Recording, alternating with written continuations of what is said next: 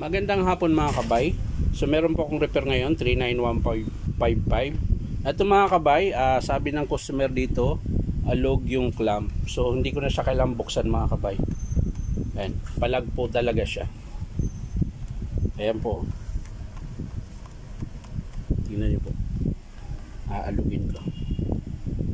Ayan.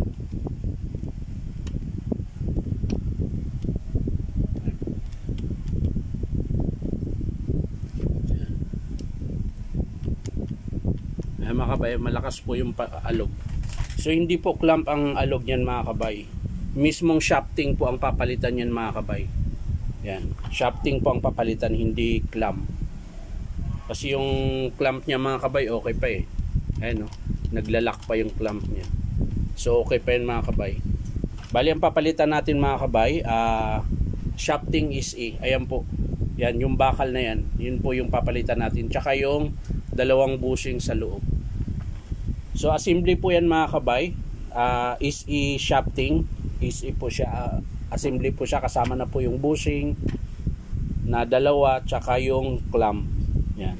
So hindi ko na kailangang buksan mga kabay. Papakita ko na lang sa inyo mga kabay kapag in-approve ng customer.